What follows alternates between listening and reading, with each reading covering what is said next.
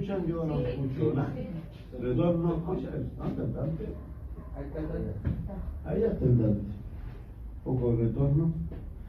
Bien, amado Dios, gracias por darnos este tiempo. Oramos por que nos ayude, Señor. Oramos sobre todo por lo poco que creemos que queda de nuestra vida en este planeta, Señor. Así es. Para ir a casa, así que oramos para que nos sigas dando la fuerza, el coraje y sobre todo el ánimo, Dios, para que muchas personas te puedan conocer, Señor. Oramos una vez más, Señor. No queremos cansarnos, Padre, de orar por los parientes, Señor, y aún por aquellos que parecen que nunca van a ser tocados por ti, Señor.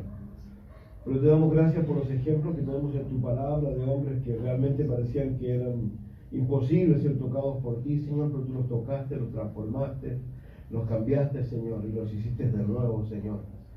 Y tal como tú lo dijiste, le diste un corazón de carne, Señor, un corazón de piedra, Señor. Así que oramos una vez más, Dios, por todo. Oramos por aquellas personas que han depositado los nombres en esa pequeña vasija, Dios. Seguimos orando por ellos, Señor. Queremos en algún momento no muy lejano sacar sus nombres de esos lugares, Señor, o de ese lugar. Y lo hacemos por fe, Señor. Oramos por nuestra ciudad también, para que tú nos ayudes, Señor. Padre, gracias por todo, Señor. Y oramos esta mañana para que nos enseñes, Señor. Y oramos también por los enfermos, para que tú los sanes, Dios. Oramos por nuestra hermana Borcharo, Señor, para que tú la ayudes en este tiempo tan difícil que le está tocando vivir, para que tú también la levantes como tú la sabes levantar. Gracias por tu palabra, Señor, porque siempre ella corre en mi corazón y hace en la vida de las personas lo que tú quieres que ella haga, Señor. Gracias, Dios, gracias por amarnos tanto, Dios. Te lo pedimos, te lo rogamos en Jesús. Amén. Yo no sé si Dios hubiese creado a la mujer primero, le hubiese dicho a la mujer lo que le dijo al hombre, que no es bueno que el hombre esté solo. A lo mejor la mujer le hubiese dicho, bueno, quédate tranquila. No lo sé, digo, porque se ríen las mujeres. No lo sé en realidad, pero los hombres realmente, sin las damas somos es bien complejo. Estamos en lo último, como les decía la semana anterior, cuando compartimos lo que compartimos. Y el capítulo 17 vamos a ver hoy día, vamos a tratar de desarrollarlo completamente. Quiero dejar claro varias cosas con respecto a la importancia de entender que ya la tribulación se acabó, digamos, acabó en el capítulo 16, por favor nunca se olviden de eso. En el capítulo 16, lo último que vimos al final fue cómo esos espíritus a manera de rana, que dice ahí esa forma tan particular, que se juntan para reunir a todas las naciones para que peleen en contra de Cristo. Y esta, tal como lo dijimos, es la batalla de Armagedón. Ahora, la guerra de Armagedón, dijimos, porque hay una guerra y una batalla. La guerra comenzó desde el momento en que el anticristo dijo: yo soy Dios. ¿Por qué comenzó la guerra allí? Porque hasta ese momento él ha estado ofreciéndole al mundo paz y seguridad, ¿ya? Ellos llegaron con todo un paquete de engaños y de mentiras. Eso hay que tenerlo tremendamente claro. Por eso la Biblia hace referencia a que cuando Jesucristo aparezca de oriente al occidente, y todas las tribus lamentarán. ¿Por qué? Porque lamentablemente mucha gente se ha ido dando cuenta y se va a dar cuenta en ese momento del engaño del cual ellos fueron víctimas. Ahora, ese engaño, obviamente, porque ellos no quisieron creer a la verdad. Entonces, ahí esa guerra ha comenzado, porque como dice Daniel, recuerden que él, esos dedos, ¿no es cierto?, mezclados con barro y hierro, que son alianzas humanas, pero que nunca se iban a poder mezclar, nunca iban a poder ser uno, porque obviamente el barro y el metal no lo pueden ser. Entonces, ahí cuando él se sienta en ese lugar, se arma una guerra, porque estas personas reclaman de alguna manera y hacen presente su malestar. Y tampoco hay que olvidar que él ha estado haciendo durante los 3 años y medio cuando me dice la Escritura en el capítulo 11 de Daniel que él no va a honrar al Dios de sus padres, sino que va a honrar al Dios de las fortalezas. ¿Qué significa eso? Que él va a formar un ejército propio, pero muy en silencio. Por eso dice ahí que todo el dinero que él vaya a ir teniendo lo va a ir invirtiendo en ese ejército propio.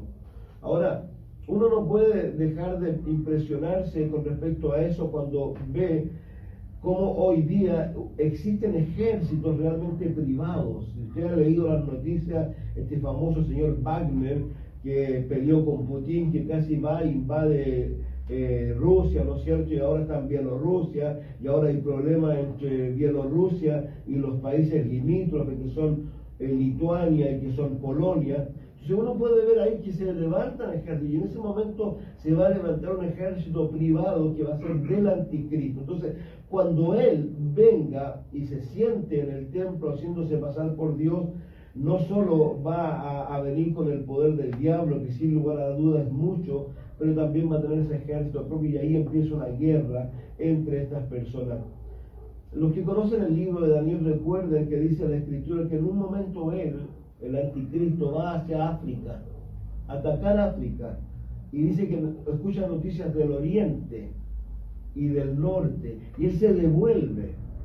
¿Por qué? Porque ahí está el ejército chino, como dicen algunos, 200 millones, y toda esa batalla, pero que lamentablemente en el sentido, digamos, no se ejecuta eso, sino que cuando él vuelve, aparece lo que acabamos de mencionar, estos espíritus que van y unen a estas personas para que ya no estén peleando entre ellos, sino que ahora van a pelear ¿con quién? Contra Cristo.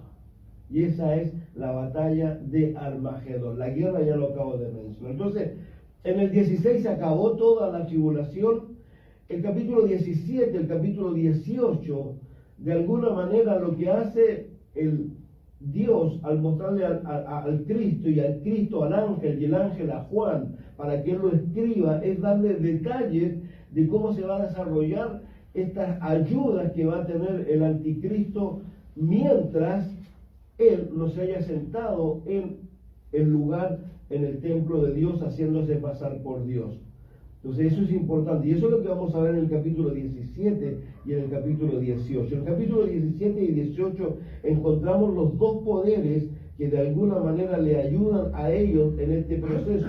El uno es la iglesia apóstata, ¿no es cierto?, que va a unir a todas las iglesias que van a existir en aquel entonces para que cada una haga lo que quiera, con la única salvedad de que ninguna de ellas va a poder atribuirse que es la iglesia única. Ninguna de ellas va a poder atribuirse eso. Entonces van a estar todos, como dicen por allí el mundo, que todos los caminos llevan a Roma. Según ellos, todas las iglesias van a estar bien y todas llevan al cielo, pero lamentablemente no es así. Entonces aquí claramente el Señor va a hablarle a estas personas de estas cosas.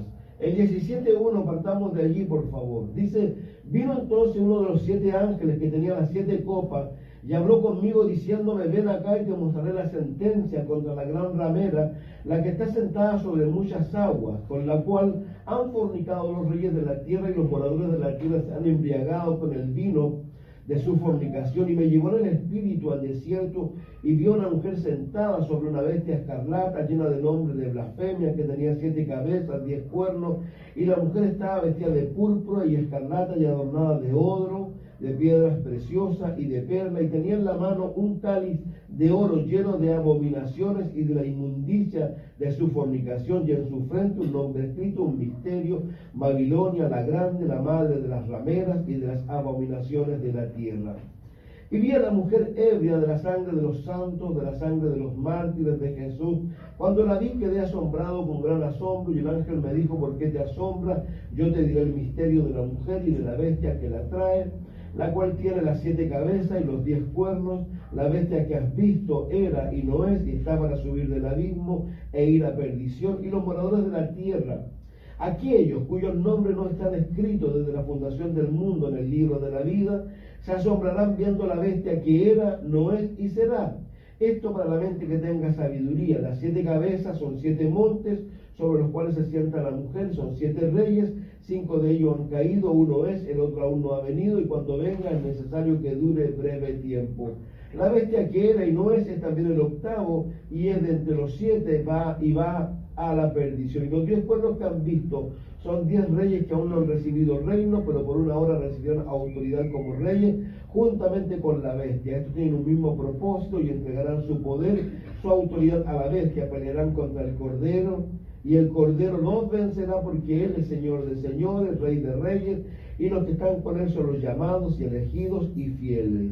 Y me dijo también, las aguas que has visto donde la ramera se asienta, son pueblos, muchedumbre, naciones y lenguas, y los 10 pueblos que vistes en la bestia, estos aborrecerán a la ramera, la dejarán desolada, desnuda, devorarán sus carnes y la quemarán con fuego, porque Dios ha puesto en sus corazones el ejecutar lo que Él quiso, ponerse de acuerdo y dar su reino a la bestia, hasta que se cumplan las palabras de Dios. Y la mujer que has visto en la gran ciudad que reina sobre los reyes de la tierra.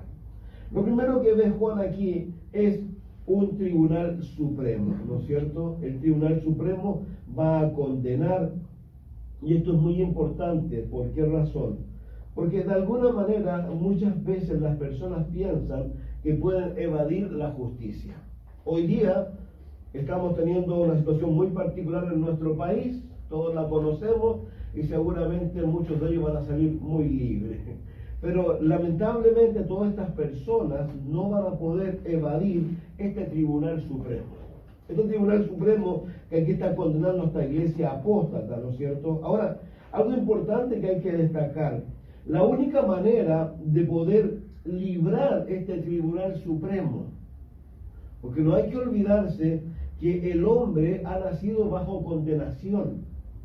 El hombre que nace en este mundo. Ahora, lo único que salva a los hombres y a las mujeres o a los niños de alguna manera es que mientras sean niños y no tengan cierta conciencia, dice la Escritura que de ellos es el reino de los cielos.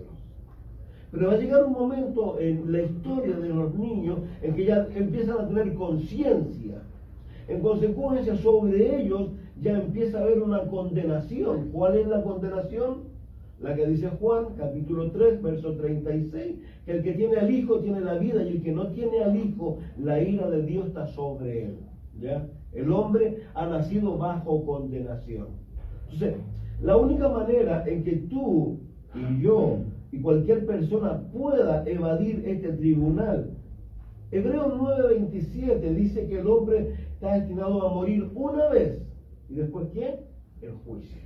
Entonces, la única forma en que el hombre pueda evadir ese juicio. Ahora, hay que entender esto, ¿no es cierto? Que aquí hay 2 tribunales, si pudiéramos llamarlo. Uno es cuando el hombre muere, ¿no es cierto? Tal como dice la Escritura, que según lo que ha decidido él, toma el camino que según ha dicho el Señor Jesús en el libro de Lucas capítulo 16, o va al paraíso, ¿no es cierto? O va al lugar de tormento. ¿Ya? Ahora, algo importante que hay que destacar, sobre todo con respecto a las personas que están en el lugar de tormento. Ellos ya han sido condenados de alguna manera, pero estas personas todavía tienen que pasar sobre otro tribunal, que está en el capítulo 20 del libro de Apocalipsis. En el capítulo 20, si vamos allá, por favor, verso 11. Dice, y vi un gran trono blanco, y al que estaba sentado en él, de delante del cual huyeron la tierra, el cielo, y ningún lugar se encontró para ellos. Lo primero que hay que entender es que este tribunal, ¿sabe dónde ocurre? Ocurre en la inmensidad del espacio. No hay tierra, no hay cielo, esta tierra, imagínense, ya estoy acomodándome al ¿cómo se llama? Al inclusive. Yo diría, no tengo tierra, tengo tierra. Por el que termina en neo. Entonces, este cielo y esta tierra en el cual vivimos hoy, por favor, yo quiero reiterar cosas a veces se nos olvida. Cuando viene la tribulación hay una guerra atómica, ¿no es cierto?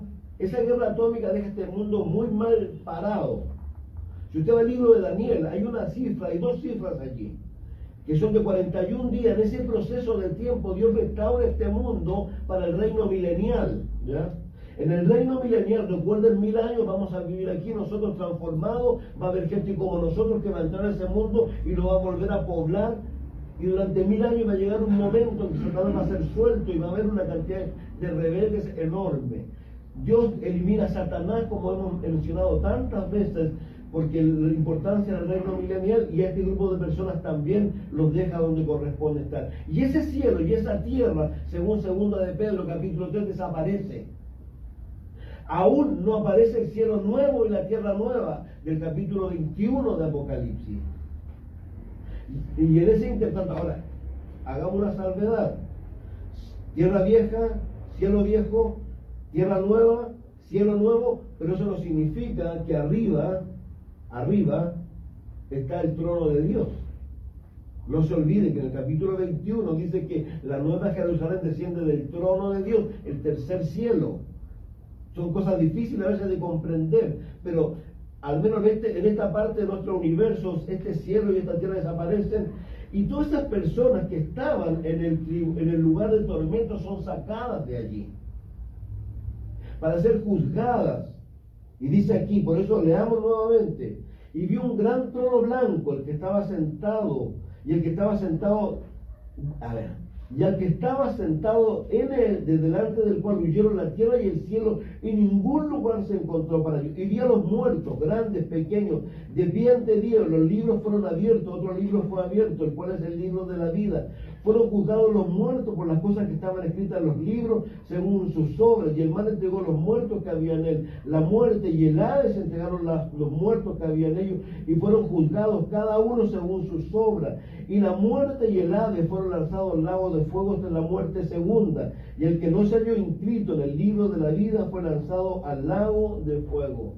Recuerden que lo que más ha dicho el libro de Apocalipsis, cuando ha mencionado no toques a aquello o toca a aquellos que no están inscritos en el libro de la vida, es el libro que es desde antes de la fundación del mundo. Siempre hay esa salvedad, porque Dios nos separa a nosotros. Entonces, ¿qué es lo que ocurre aquí? Claramente aquí menciona lo que nos está diciendo la Escritura. Yo quiero reiterar esto una vez más. ¿Por qué razón? Porque es importante que lo consideremos para que podamos comprender claramente lo que está aconteciendo. Yo lo dije, capítulo 17, capítulo 18, Dios nos da evidencia de cómo son estos poderes que van a ayudar al anticristo. Capítulo 19, hay algarabía en el cielo porque Dios ha hecho juicio. Las bodas de Cristo, ¿no es cierto? Cristo volviendo con la iglesia en el 11 adelante, ¿ya? Y comienza el capítulo 20, el reino milenial. Volvemos a reiterar algo. Aquí, en esta ocasión del capítulo 20, verso 11 adelante, el reino milenial ya terminó. Ya terminó. Y recuerde, por favor, que aquí va a ser echado un individuo a este lugar de tormento. ¿Quién es? Satanás. En el capítulo 19, ¿quién fue echado a este lugar? El falso profeta y el anticristo. Son los tres primeros individuos que van a habitar a este lugar. Ahora, ¿quiénes van a ser echados a este lugar? Todas estas personas que estuvieron en el lugar del tormento y que ha ido recibiéndolo hasta el momento en que él desaparece. Pero vuelvo a reiterar algo que es importante. Si usted lo leyó conmigo aquí, dice que en este momento se acaban todas las cosas. Yo, por favor, quiero invitarlos siempre a que recuerden 1 Corintios 15, cuando el apóstol Pablo habla de la resurrección, pero sobre todo en el versículo 20 y 21, cuando habla de la importancia del reino milenial. Porque Cristo dice que va a llegar un momento en que Él va a tomar todas las cosas que a Él le han sido dadas y se las va a devolver al Padre. ¿Cuándo hace eso? Cuando Él haya suprimido a todos sus enemigos. Por eso es importante, por favor. Miren, quiero llevarlo a 1 Corintios 15, por favor. Perdónenme, quiero que lo reiteremos una vez más, porque es importante. 1 Corintios 15, versos 20 y 21. Pablo aquí está hablando de la resurrección y mucho más. Dice, más ahora Cristo ha resucitado de los muertos, primicia de los que durmieron es hecho, porque cuanto la muerte entró por un hombre, también por un hombre la resurrección de los muertos, porque así como en Adán todos mueren, también en Cristo todos serán vivificados, pero cada uno en su debido orden. Cristo, las primicias, luego los que son de Cristo en su venida, luego el fin, cuando entregue el reino al Dios y Padre, cuando haya suprimido todo dominio, toda autoridad y potencia, porque preciso es que Él reine hasta que haya puesto a todos enemigos debajo de sus pies, y el postrer enemigo que será destruido es la muerte. Vamos al 20, por favor. Yo le pido, anoten ahí al lado de su Biblia o en su apunte. Leamos nuevamente el 20:11. Y vi un gran trono blanco al que estaba sentado en él, delante del cual huyeron la tierra, el cielo. Ningún lugar se encontró para ellos. Vi a los muertos, grandes, pequeños, de pie ante Dios. Los libros fueron abiertos. Otro libro fue abierto, el cual es el libro de la vida.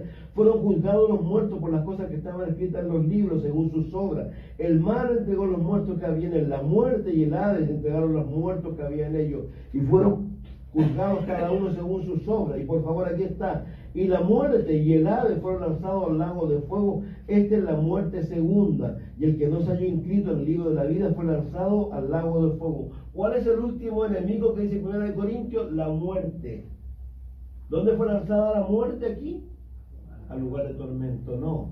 Al lago de fuego y azufre. ¿Quién está ahí? Falso profeta, el anticristo, Satanás, en el capítulo 20, ha sido echado ya, y ahora nos está contando lo que está pasando ahí. Entonces, ¿cómo libramos esto? ¿Cómo libramos nosotros de no llegar a ese lugar? De no llegar primero al lugar de tormento y luego a este otro lugar. La única manera de librar de eso es lo que nos dice el libro de los Romanos.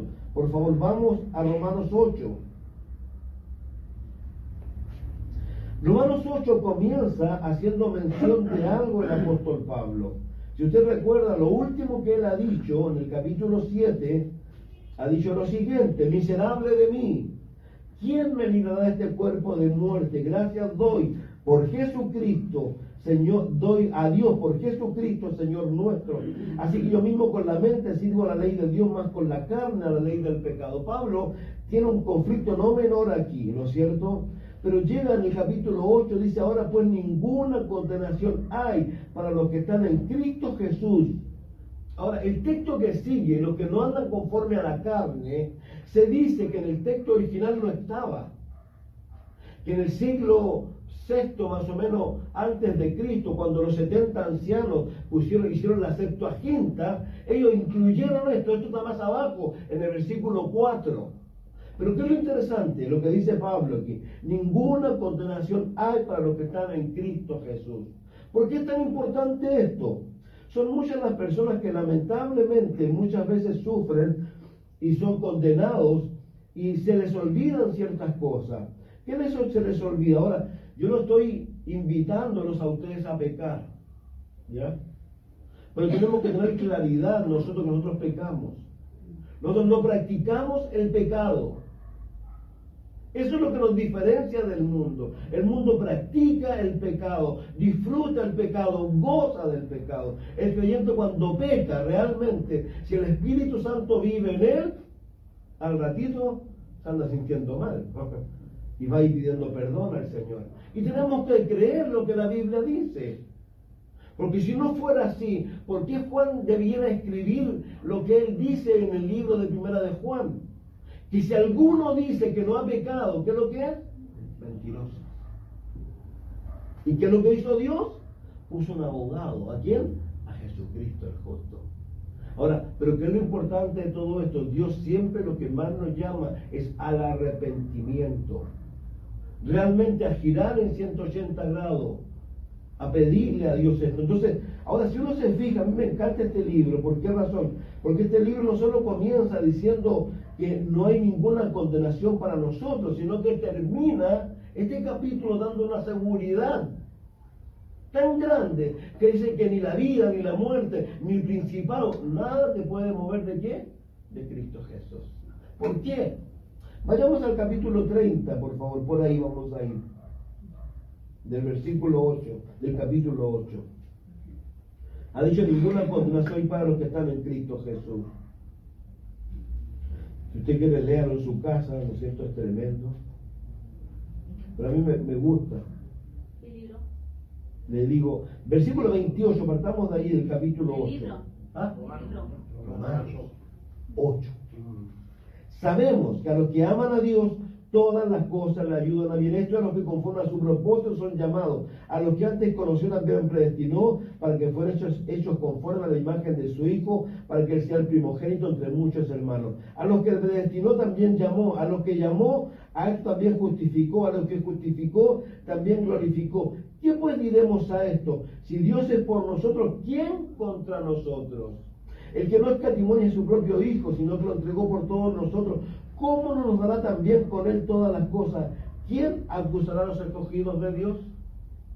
¿Se acuerdan quién es el que acusa a los escogidos de Dios? Según el capítulo 12 del libro de Apocalipsis, el que sube delante del Padre a acusarnos es Satanás. Dice que él va a ser echado del cielo, el que acusa a los hermanos. Dice, ¿quién acusará a los escogidos de Dios? Dios es el que justifica. ¿Quién es el que condenará? Cristo, el que murió, también resucitó, el que además está a la diestra de Dios, el que también intercede por nosotros. Fíjese lo interesante de todo esto. Por eso volvemos a reiterar el llamado que Dios nos hace, claramente a nosotros a tener esta seguridad. Dice, ¿quién nos separará del amor de Cristo? Tribulación, angustia, persecución, hambre, desnudez, peligro o espada, como está escrito: por causa de ti somos muertos todo el tiempo, somos contados como ovejas de matadero. Antes en todas estas cosas somos más que vencedores por medio de aquel que nos amó. Eso es Pablo.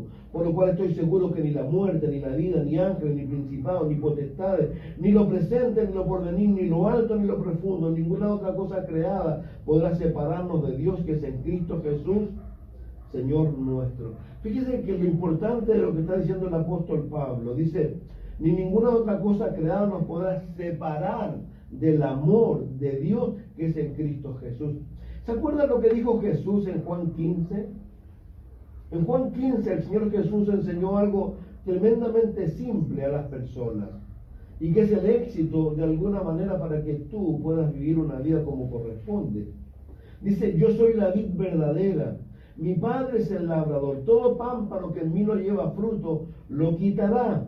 Todo aquel que lleva fruto lo limpiará para que lleve más fruto. Ya vosotros estáis limpios por la palabra que os he hablado. Permaneced en mí y yo en vosotros. El secreto de la vida cristiana es este, no es otro.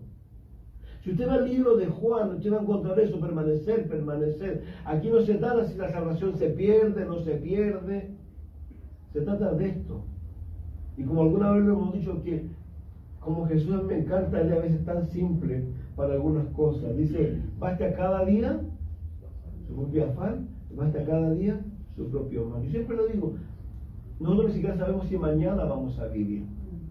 Lo importante es que este día lo vivamos como corresponde. Y la mejor manera de vivirlo es pegado al Señor, teniendo la certeza, como hemos dicho, que Él le dijo a los discípulos, estoy con ustedes todos los días. ¿Hasta cuándo? ¿Tú crees eso, no? ¿Tú crees que si vas caminando por la calle y vas hablando con Dios? ¿O estás loco? Cuando tú le cantas, ¿a quién le cantas? Cualquier persona podría entrar y decir, ¿estás loco esto? Pero nosotros sabemos a quién le cantamos. Sabemos quién está en ese lugar. Esa es la fe que Dios nos ha dado a nosotros. Y esa fe es maravillosa, ¿no? Y es una pena aquellos que no tienen esa fe, ¿no? Porque realmente es triste. Por eso, de alguna manera, bueno, si uno empieza a veces a empezar a lidiar ciertas cosas. Por eso el Señor dice algo tan simple cuando Él se enoja en el Antiguo Testamento y en el Nuevo Testamento, cuando dice: este pueblo de labios me honra, pero su corazón está lejos de mí. Yo creo que no hay nada más triste para Dios. Él sabe que lo voy a poner de esta manera. Tú eres profesor, te has preparado, estás haciendo tu clase y de repente los alumnos, no sé, pues allá ven dibujando, allá en otro planeta. Y creo que el profesor se siente mal. Dios nos ama de tal manera que lo que más espera de nosotros es que creamos, como yo a veces lo digo, lo que dice Pedro, me encanta, o también lo que dice el apóstol Pablo en el libro de los Hebreos, que yo creo, dice cuando nos juntamos nosotros, ¿nos juntamos con quién? Con los serafines, con los querubines, con los ángeles, con los espíritus de los justos son perfectos, y que le decimos a Dios, ¿qué? Santo, santo, santo. ¿Crees eso, no? Yo lo creo. Entonces de eso se trata esto. Esto es lo que a nosotros nos hace diferente de las personas de afuera. Por eso las personas de afuera están bajo condenación, porque ellos no han querido creer esto. Ellos no han querido creer que sus pecados han sido perdonados. Si hay que entender que los pecados del mundo han sido perdonados. Solo que ese perdón no se puede ejecutar hasta que ellos vengan a Jesucristo. Si eso es lo que hicimos nosotros. Eso es lo que dice Jesús en Juan 3. Eso es lo que dice el libro romano, capítulo 10.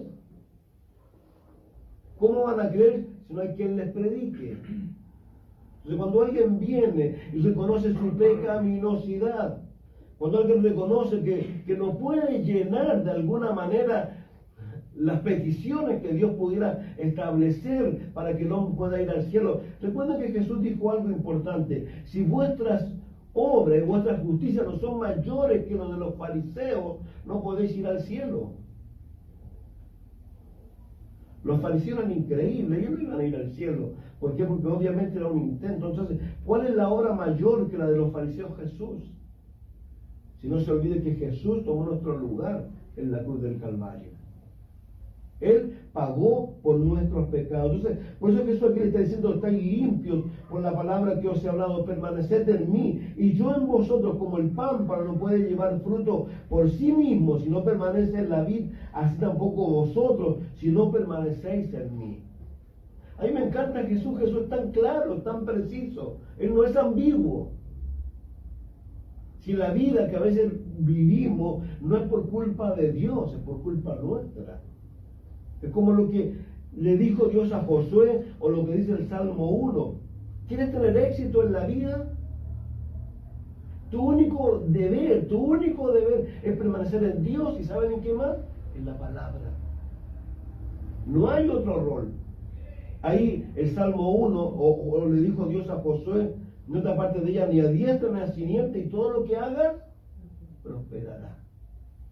El Salmo 1 dice: bienaventurado el varón, o qué dichoso, que no se ha juntado, que no ha hecho amistades, ni que se ha hecho uno con el mundo, va descendiendo, sino que la ley de Jehová medita de día y de noche. El hombre y la mujer que se dedica a la palabra de Dios, tenga la seguridad que el Espíritu Santo que vive en él va a hacer cosas que usted se va a sorprender. Por eso aquí, si usted se dio cuenta, por favor, vayamos un poquito más atrás. Dice: yo soy la vid verdadera, mi Padre es el labrador. Todo un pámpano que en mí no lleva fruto lo quitará, y todo aquel que lleva fruto lo limpiará para que lleve más fruto. Ya vosotros estáis limpios por la palabra que os he hablado. Él va a insistir más abajo en algo. Ahora, recuerden algo interesante, lo decíamos la semana pasada, que lamentablemente una de las cosas que caracteriza el último tiempo es que muchos van a apostatar. El que apostata, para que alguien apostate, tiene que haber estado en un lugar. Para que niegue la fe, tiene que haber estado en la fe. Y el hombre que hace eso, la mujer que hace eso, es porque de alguna manera empieza a dejar de lado la palabra de Dios. Dice aquí: permaneced en mí, yo en vosotros. Como el pámpano no puede llevar fruto por sí mismo si no permanece en la vid, así tampoco vosotros si no permanecéis en mí. Yo soy la vid, vosotros los pámpanos. El que permanece en mí y yo en él, este lleva mucho fruto. Separados de mí nada podéis hacer. Nada. El que permanece en mí, dice: el que en mí no permanece será echado fuera como pámpano, se sacará, y lo recogen y lo echan en el fuego y arden. Si permanecéis en mí, y por favor, miren lo que dice ahora: y mis palabras permanecen en vosotros, pedid todo lo que queráis o lo que queréis, y os será hecho. Yo reitero, a mí me encanta esto, me encanta el compromiso que hace Jesús.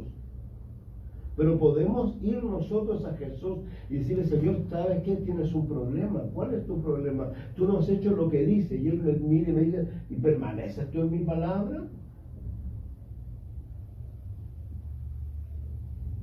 Si no puede dar la respuesta, entonces yo vuelvo a reiterar, nosotros tenemos esta obligación en el buen sentido de la palabra. Yo se la he hecho, en esto he glorificado a mi Padre, que llevéis fruto y seáis así mis discípulos. Como el Padre me ha amado, así también yo os he amado, permaneced en mi amor. Si guardareis mis mandamientos, permaneceréis en mi amor, así como yo he guardado los mandamientos de mi Padre. Fíjense que empieza a calar ya más potente el Señor. ¿Por qué dice aquí? Estamos hablando de qué, de que nosotros vamos al cielo, no vamos a ese lugar donde estas personas, está hablando el Tribunal Supremo, al cual va a ser llevado la gran ramera. Nosotros no vamos a llegar a ese lugar. ¿Por qué? Porque hemos creído en Cristo Jesús, porque hacemos lo que Él nos enseña, o tratamos de hacer lo que Él nos enseña, y vamos y le pedimos la ayuda necesaria a Él, tal como dice la Escritura. Entonces, y algo interesante, voy a volver un poquito para atrás. Si permanecéis en mí, mis palabras permanecen en vosotros, pedid todo lo que queráis, yo se lo he hecho. En esto he glorificado a mi Padre, en que llevéis mucho fruto y seáis así mis discípulos. ¿Se acuerdan lo que significa la palabra discípulos? Es un estudiante. Jesús enseñó algo en Juan 14. Él dijo en Juan 17 también. Dice, en esto serán conocidos mis discípulos. ¿Se acuerdan quién, no? En que tendréis amor los unos por los otros. Fíjense lo que siento. A veces la vida Dios la simplifica harto en el sentido, y nosotros tenemos que ser consecuentes con respecto a qué, a que tenemos que ser honestos con Dios. O sea que lo más importante es eso, ser honestos con Dios. Que a veces hay, por ejemplo, hay hermanos que no pueden costar amarlo. Alguien me decía, ayer conversaba con alguien que no, y yo le decía, porque hay personas que siempre justifican eso. Ahora, a mí me gusta lo que la Biblia habla, porque vuelvo a reiterar, Dios siempre nos coloca en la posición correcta a nosotros. Por ejemplo, el libro de Colosenses, cuando habla del amor, dice que debemos amar a los demás, ¿no es cierto? Así como Cristo nos amó.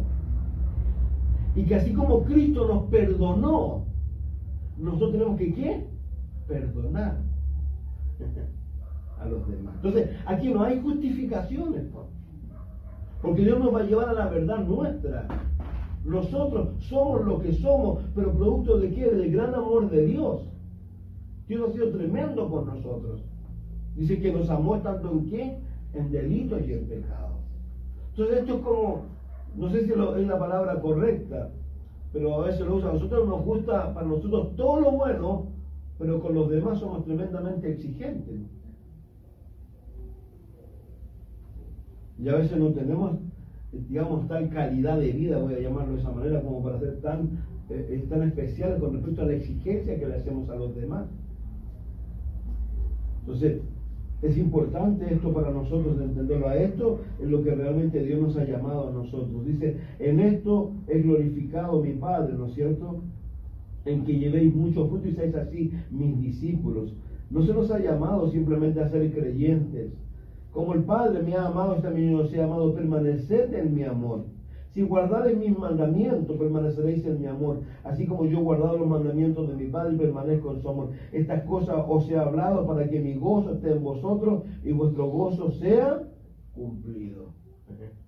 Dice el Espíritu Santo, ¿qué provoca en nosotros? Gozos.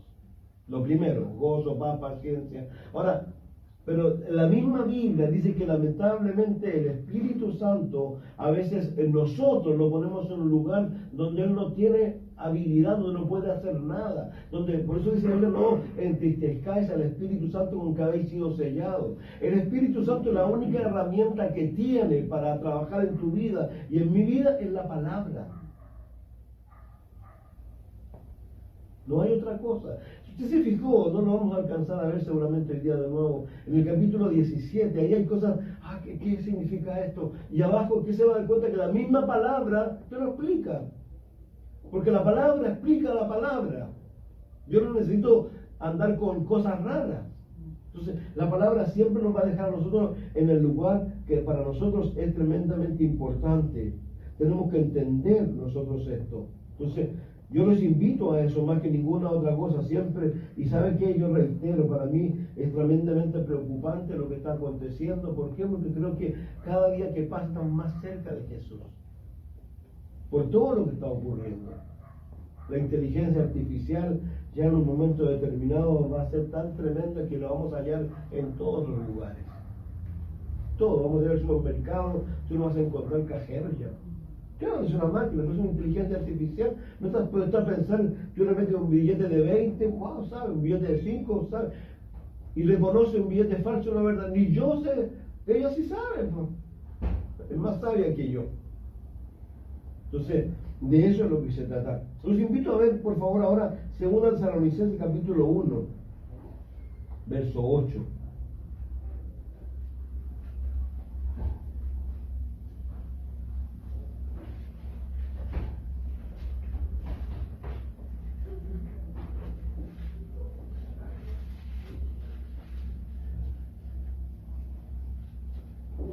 Pablo aquí está diciendo algo que no es menor con respecto a todas estas personas que estamos mencionando, que son los enemigos, no nosotros.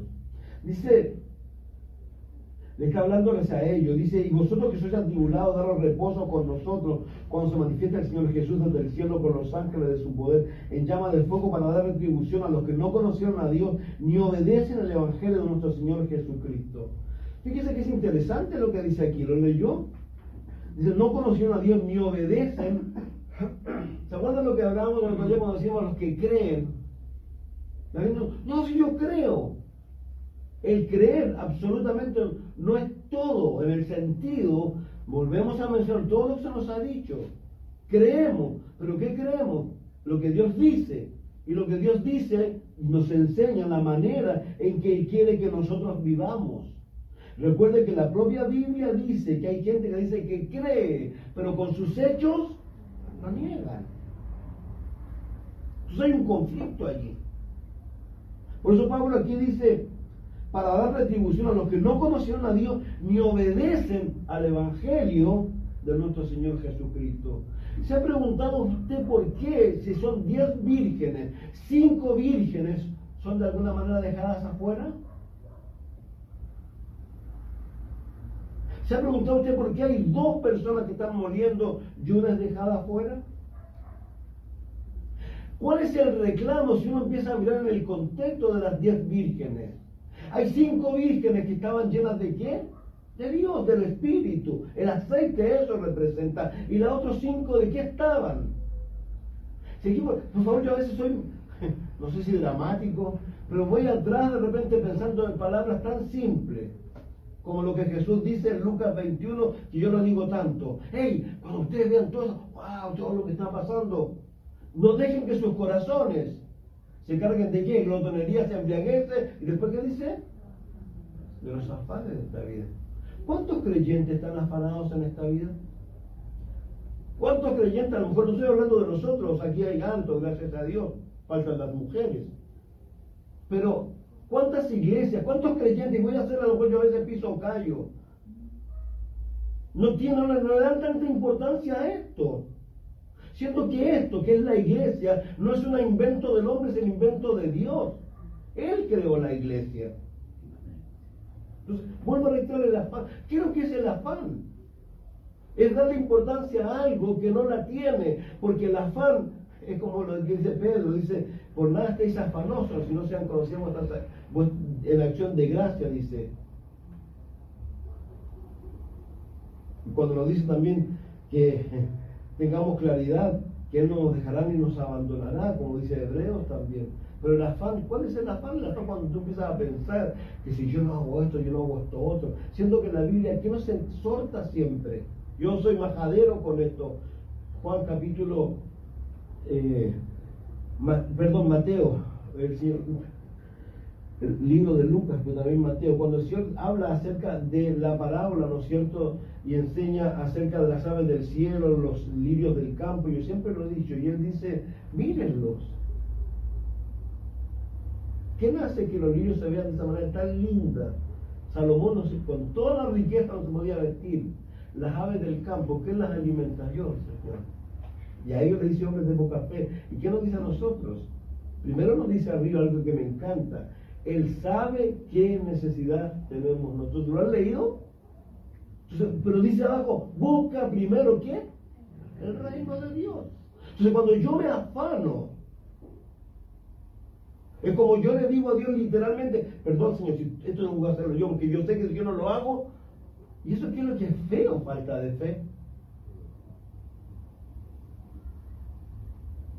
O yo estoy loco, y yo reitero una cosa y quiero decirlo una vez más, yo lo he dicho, yo trabajé afuera, tuve 15 años trabajando afuera.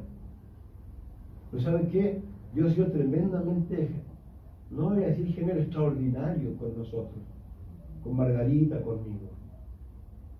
Dios a Margarita un día le dio una promesa. Y empezó nosotros nos íbamos a mover de casa. Él iba a darnos una casa. Él ha edificado nuestra casa. Si yo me pongo a pensar de dónde iba a sacar el dinero, olvídense. Yo les contaba a usted en el trabajo donde yo estaba, yo pensaba que yo iba a trabajar de hobby. Porque tenía auto, tenía moto, era un hobby. Entonces cuando yo los animo a ustedes a este tipo de cosas, porque yo de alguna manera lo he vivido y he visto a Dios. De hecho, trayendo a la memoria un poco lo que vivió el pastor Chávez, los que han leído los libros. Él dice que pasó 18 años pésimos, 18 años de mucha necesidad. En un momento de su historia dice que él tenía cuenta, porque algo sucedió que lo sacó, no podía ir a trabajar, porque tenía unas deudas con el sindicato y el sindicato no lo dejaba trabajar si no pagaba las deudas y no las podía pagar si no trabajaba, imagínense, ahí quedó. Entonces alguien lo escribe y lo llama, le dice, ¿sabes qué? El Señor puso esto en nuestro corazón y dice, le envió una cantidad de dólares. Y dice que fue, pescó a su mujer y empezó a bailar en la cocina, feliz. Dice que Dios le dijo, hey, tú bailas porque esa persona te dijo eso y tú no has creído lo que yo te digo, que yo te puedo satisfacer todas tus necesidades según mis riquezas en Cristo Jesús. Entonces de eso es lo que se trata esto. A eso es lo que Dios nos llama a nosotros realmente a creer, que allá arriba hay un Dios, que allá arriba hay un Padre que tiene tal preocupación por nosotros, y como Él mismo ha dicho, que no nos negó a qué, ni su propio Hijo. Recuerden que Jesús en la cruz del Calvario dijo algo no menor: Padre, ¿por qué me has desamparado? Y yo lo he dicho, ¿por qué? Para ampararnos a nosotros. De eso es lo que se trata esto. Por eso reitero aquí, como dice, para dar retribución a los que no conocieron a Dios, ni obedecen al Evangelio de nuestro Señor Jesucristo. El apóstol Santiago dice lo siguiente: ¿qué saco yo con oír si no hago? Si en el momento que tengo que tomar decisiones, mis decisiones no son conforme a la Escritura, ni conforme a la palabra, sino conforme a mi propio ser, a mi propia naturaleza, a mi propio pensamiento. Entonces, a esto es lo que nos llama el Señor. Por eso vuelvo a reiterar, insisto, y quiero concluir con esto. Mateo 7, el Señor Jesús dijo, no todo el que me dice Señor, Señor, entrará al reino de los cielos.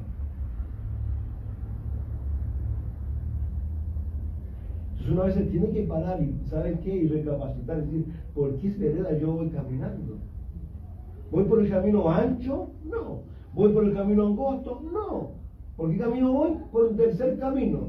¿Se acuerdan de eso, no? Que al hombre le parece bien, pero su fin, ¿qué es lo que es? Muerte igual. Porque hay un solo camino.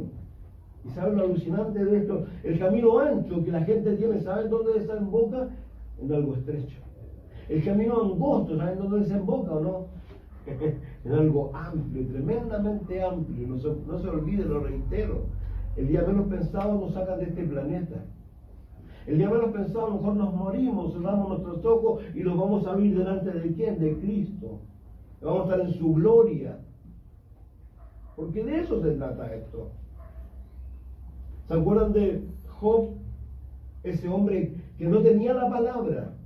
Porque se piensa que Job es casi de la época de Abraham o a lo mejor antes que Abraham. ¿Se acuerdan lo que él dice por ahí? Yo sé que mi Redentor vive. Y aunque esto se deshaga, ¿qué dice? Con mis ojos veré a Dios. De eso se trata esto, mis hermanos. Por eso a veces uno es majadero. Porque Dios nos llama a una vida real, verdadera. Reitero, no a perfección, sino vamos a equivocar.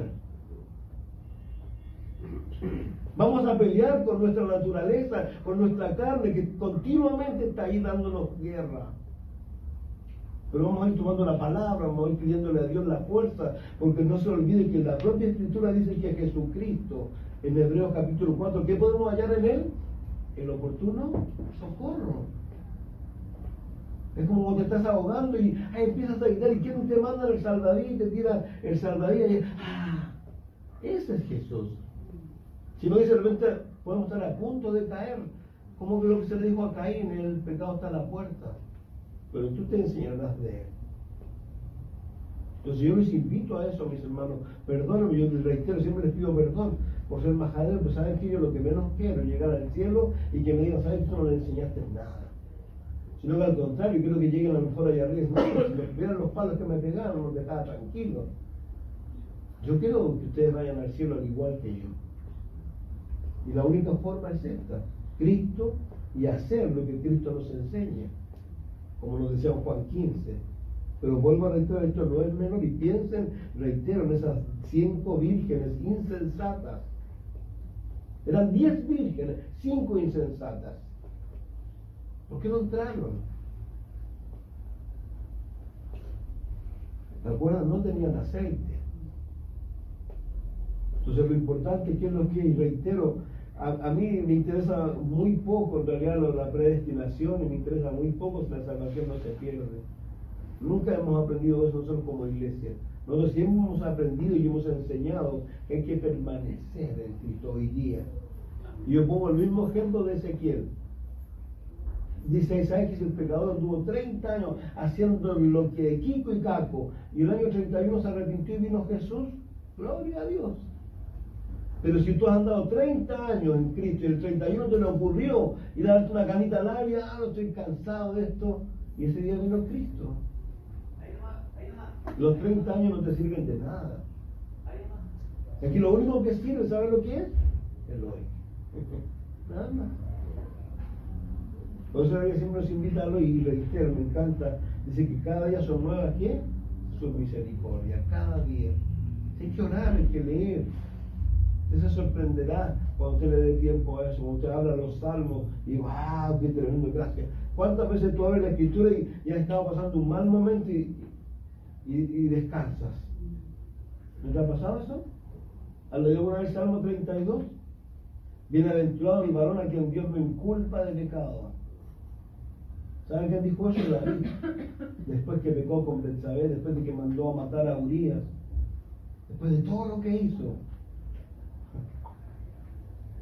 Pero él tuvo que arrepentirse, y todos conocemos su arrepentimiento, el Salmo 51. Entonces a eso los invito a una vida real, verdadera, genuina, simple. Y deje que Dios lo controle. Deje que Dios haga cosas increíbles en su vida y la vida de cada uno de nosotros. ¿Por qué? Porque no se olvide que tenemos un espíritu, el cual dijo nos puede guiar a quién? A toda la verdad, a toda. Entonces, aquí simplemente hay que hacer lo que Dios nos enseña.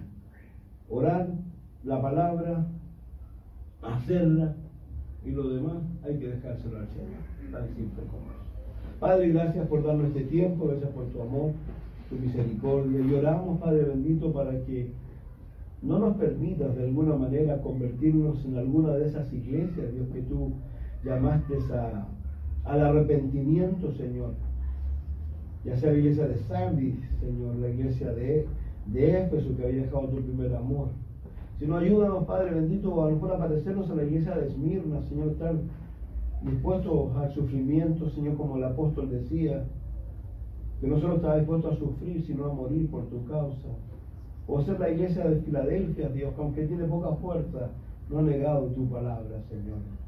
A lo mejor no somos gran cosa en este mundo, Señor, para el mundo, pero para ti lo somos, Señor, y te pedimos que nos ayudes a hacer de la palabra, a ser tuyo, Señor. Y sobre todo a rogar siempre tu perdón, tu misericordia, reconociendo que no somos lo que quisiéramos ser, Señor. Porque sin lugar a dudas nunca seremos lo que anhelamos ser, porque tú completarás esto el día en que vengas y transformes nuestro cuerpo de muerte en uno semejante al tuyo, Señor. Gracias por eso, Señor. Gracias porque un día sí estaremos de esa manera, Señor. Así que gracias, Dios. Te amamos, Dios, te damos gracias y te pedimos de que tú llenes con tu Espíritu Santo a todos los que están aquí, tú los bautices con tu Espíritu Santo y tú los ayudes, Señor, a decidir por ti siempre, Señor. Que tú seas su máxima, que tú seas su prioridad, Señor, que tú seas todo para ellos, Señor. Te lo pido, te lo ruego y te lo agradezco todo esto en el nombre de Jesús, Señor. Amén. Dios les bendiga mucho.